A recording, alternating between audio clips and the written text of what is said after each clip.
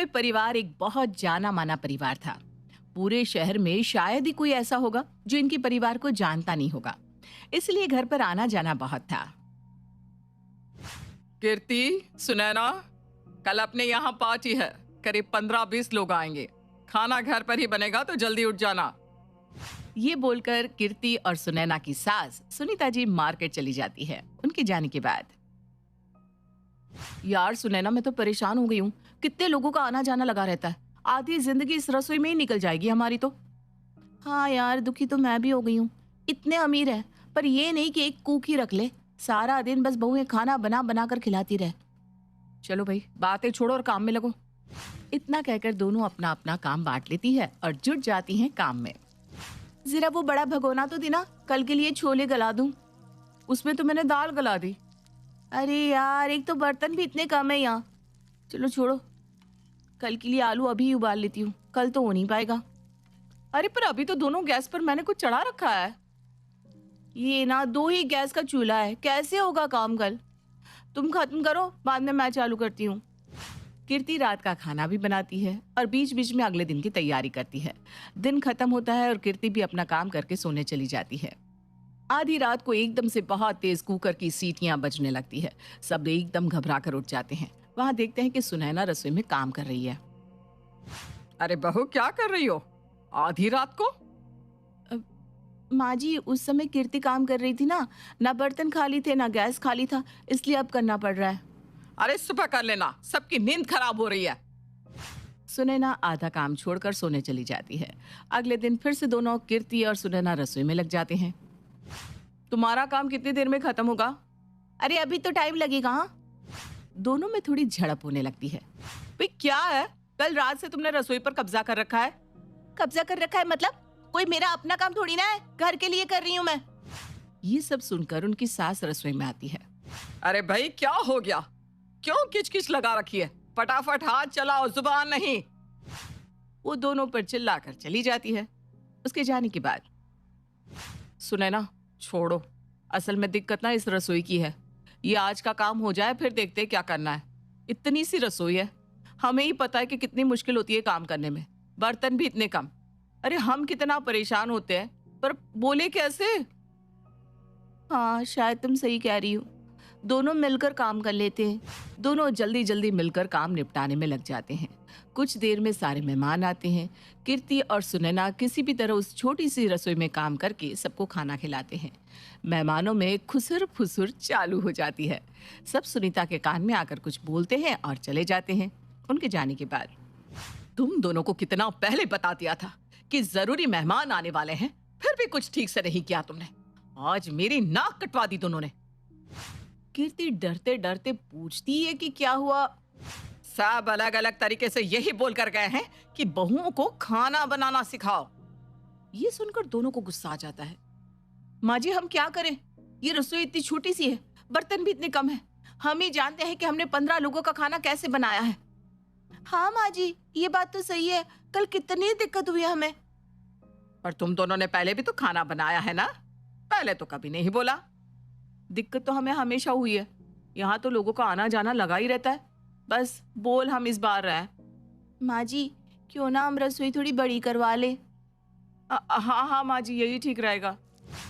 तो बस ये तय हो जाता है और अगले दिन से रसोई में काम चालू हो जाता है। वो दोनों छोटी सी रसोई में काम कर करके इतनी परेशान हो गई थी कि दोनों अपने तरीके से बहुत बड़ी रसोई बनवाने का फैसला कर लेती हैं। भैया, थोड़ा और ज्यादा बड़ा करो इसका एरिया। हाँ, सब खुला खुला और हवादार होना चाहिए। पर मैडम, ज्यादा बड़ा हो गया तो खाली खाली लगेगा। कोई बात नहीं, हम रसोई में सामान और लेकर आ जाएंगे, बर्तन भी खरीद लेंगे और डब्बे भी।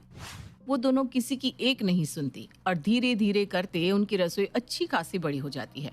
सब लोग रसोई बनवाने में इतना लग जाते हैं कि किसी का ध्यान ही नहीं रहता कि रसोई को बड़ा करते करते उनका पूरा घर ही उसके आगे छोटा लगने लगा है। रसोई तो अच्छी लग रही है ना, कितनी जगह हो गई काम करने के लिए। अब आराम से काम कर सकेंगे। अब आपको जितने लोगों को बुलाना है ना, आप बुला सकते हैं। सब लोग बहुत खुश थे। अगले दिन कीर्ति और सुनैना अपनी सहेलियों को बुला लेती है। वापस से 10-15 लोग आ जाते हैं। इस बार रसोई तो छोटी नहीं पड़ती, पर बैठने की जगह कम पड़ जाती है। ड्राइंग रूम में जगह ही नहीं होती। अरे कीर्ति, मैं ना जरा लेट हो गई। मुझे लग रहा है मेरे बैठने के लिए जगह ही नहीं बची। ना ना, ऐसा नहीं है। आओ ना मेरे साथ। कीर्ति उसका हाथ पकड़कर रसोई में ले जाती है। अरे ये क्या, तुम्हारी रसोई तो तुम्हारे ड्राइंग रूम से भी बड़ी है। ऐसा करो, यहीं एक छोटा सा सोफा लगा लो और बाहर जो सब खड़े हैं ना उनको भी यहीं बुला लो। कीर्ति को भी ये आइडिया सही लगता है। वो ड्राइंग रूम का सोफा लाकर रसोई में रख देती है। अब धीरे धीरे सब वहीं आकर बैठ जाते हैं। ऐसा लग रहा है यही ड्राइंग रूम है। हाँ, बस एक एसी की कमी है। थोड़ी देर में सब खा पी कर चले जाते हैं। वो दोनों रसोई देखती हैं। कितना गंदा कर गए सब। इतनी बड़ी रसोई को साफ करने में घंटों लग जाएंगे। मुझसे तो नहीं होगा बाबा। मुझसे भी नहीं होगा। ऐसा करते किसी कंपनी वाले को बुला लेते हैं बाहर से। वो दोनों इस बारे में अपनी सास सुनीता से बात करने जाते हैं। नहीं, बिल्कुल नहीं, कोई नहीं आएगा बाहर से। तुम दोनों ही करोगी साफ। सबको रसोई में लाने की क्या जरूरत थी? माँ जी, वो ड्राइंग रूम में जगह ही नहीं बची थी। सब बैठ नहीं पा रहे थे तो सब रसोई में ही आ गए। तुम ही दोनों को करना था ना रसोई को बड़ा। अब देख लिया कितनी परेशानी हो रही है। ऐसा अच्छा लगता है? हाँ माँ जी, मैं भी वही सोच रही थी। माँ जी, क्या रसोई में एसी लगवा सकते हैं? कीर्ति को एहसास नहीं होता कि उसकी सास पहले ही उनकी इस फैसले से परेशान है। वो ऐसे घुरती है कि दोनों वहां से रफू चक्कर हो जाती हैं। दोनों मिलकर रसोई साफ करती हैं और उनको शाम हो जाती है। इतनी देर में सब रात के खाने के लिए पूछने लगते हैं। अरे भाई, अब मुझसे नहीं बनेगा शाम का खाना। मुझसे भी ना होगा। दोनों अपने अपने पतियों को बोलकर बाहर से खाना मंगवा लेती है। सुनीता का पारा 7वें आसमान पर था। ये अच्छा है, खर्चे पे खर्चे हुए जा रहे हैं। रसोई ना हुई जान से मुसीबत बन गई है। इतनी बड़ी जब संभाली ही नहीं जा सकती थी तो बनवाई क्यों? बस यही बड़बड़ करते हुए वो खाना खाती है और सोने चली जाती है। अगले दिन बहुओं को फिर पता चलता है कि कोई खाने पर आ रहा है। हे भगवान, अब कौन आ रहा है? कैसे होगा काम? बैठने की जगह तो है ही नहीं। भगवान जाने कहाँ बैठेंगे। और अगर वो भी रसोई में आकर बैठ गए तो हम काम कैसे करेंगे? यही बात करते करते वो काम करने लगती है। थोड़ी देर में मेहमान भी आ जाते हैं। जब खाना लगाने का समय आता है तो ड्राइंग रूम और हॉल छोटा पड़ जाता है। मजबूरन सुनीता को उन्हें भी किचन में ले जाना पड़ता है। अरे, रसोई तो बहुत बड़ी है। इसके आगे तो पूरा घर छोटा लग रहा है। कांता वहीं खाना खाते खाते बहुओं को देख रही थी और टोके जा रही थी। ऐसा मत करो, उसमें ये मत डालो, उसमें वो मत डालो। दोनों परेशान हो जाती हैं और थोड़ा सा सामान लेकर ड्राइंग रूम में काम करने चली जाती है।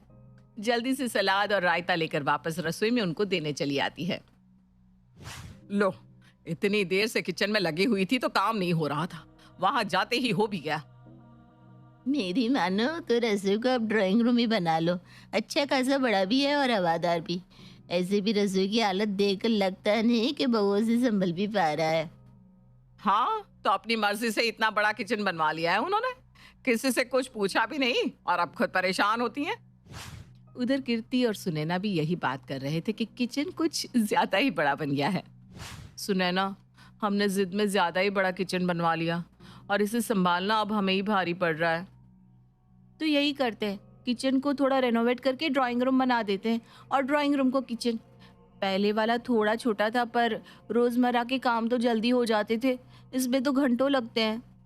इतनी ही देर में सुनीता और उनकी सहेली कांता वहां जाते हैं और उनकी बातें सुन लेते हैं। हम भी यही सोच रहे थे।